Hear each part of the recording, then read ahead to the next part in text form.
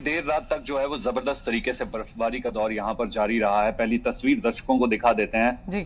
इस वक्त जो है वो, हालांकि धूप खिली नहीं है, अभी दिन की शुरुआत हुई है, लेकिन तस्वीर में जहां तक नजर जाए वहां तक देखा जा सकता है कि बर्फ की सफेद चादर में ढके हुए ये पहाड़ जो हैं वो देखे जा सकते हैं। जहां तक नजर जाए वहां तक बर्फ की सफेद चादर जो है कहीं ना कहीं बिछी हुई है।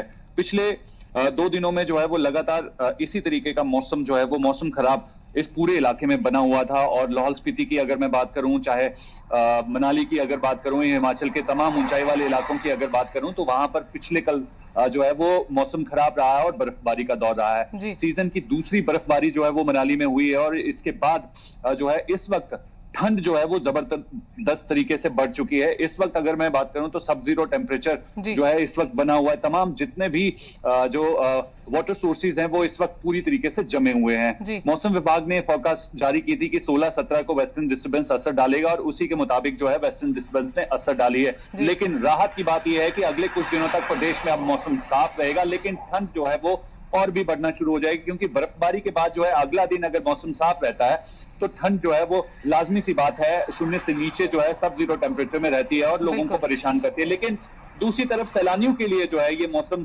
अट्रैक्टिव रहता है, क्योंकि इसी बर्फ की चालिए सैलानी यहाँ पर पहुंचते हैं। और पिछले कल भी हमने तस्वीरें दिखाने की कोशिश की है कि किस तरीके से बर्फबारी में जो है वो सैलानी मौज मस्ती करते दिखाई दे रहे हैं। लेकिन दूसरी तरफ अगर सबसे ठंडे क्षेत्र की अगर बात करें तो लाहौल स्पीति में जो है वो तापमान बेहद ठंडा चल रहा है, -10 डिग्री सेल्सियस के आसपास बना हुआ है। हालांकि आज जो है वो लाहौल तक जाने के लिए सिर्फ 4x4 वाहनों को ही अनुमति दी जाएगी। अटल टनल के पास वाले इलाकों में भी 4x4 वाहनों में सैलानियों को जाने की अनुमति दी जाएगी, लेकिन सोलन वैली तक जो है तमाम रास्ते खुले हुए हैं। मनाली तक पहुंचने वाले तमाम रास्ते खुले हुए हैं। एक जरूरी जानकारी उन सैलानियों को देना चाहूंगा जो भी पहाड़ों का रुख कर रहे हैं, खास तौर पर सुबह के समय जो है और रात के समय में ड्राइविंग करते वक्त जो है कुछ बातों का ख्याल रखें, क्योंकि ब्लैक आइसिंग इस ठंड के बाद जो है ब्लैक आइसिंग सबसे बड़ी समस्या रहती है, जिसमें कई बार जो है लोग दुर्घटना का शिकार होते हैं। तो बाकी इन बातों का अगर ख्याल रखेंगे तो पहाड़ों का रुख जो है वो आसानी से बिना दुर्घटना के जो है वो किया जा सकता है। और इस वक्त मौसम काफी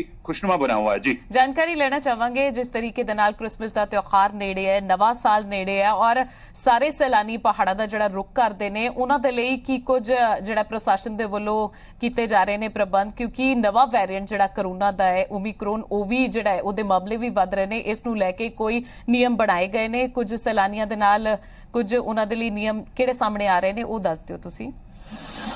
जाहिर सी बात है पिछले 2 साल जो है वो कोरोना के असर के चलते इन पर्यटक स्थलों में जो है वो सन्नाटा पसरा हुआ था, लेकिन इस बार जो है वो तस्वीर बदलेगी, क्योंकि 100% वैक्सीनेटेड, डबल डोज में वैक्सीनेटेड जो है वो ये प्रदेश है। हिमाचल प्रदेश की अगर बात करें तो जाहिर तौर पर सैलानियों की आमद जो है वो बढ़नी जो है वो लाजमी है। एडवांस बुकिंग जो है वो तमाम इलाकों में हो चुकी है। प्रशासन की तरफ से तैयारियां पूरी की जा चुकी हैं। अतिरिक्त पुलिस बल जो है वो इस दौरान क्रिसमस और खासकर न्यू ईयर के सीजन में जो है वो रहता है। और जाहिर तौर पर ओमिक्रॉन नया वेरिएंट जो है इस वक्त लोगों के बीच में है, तो सोशल बिल्कुल जेडे भी सैलानी मनाली का रुख कर रहे हैं बिल्कुल जानकारी पहला ही हासिल कर लैन और किस तरह का मौसम है।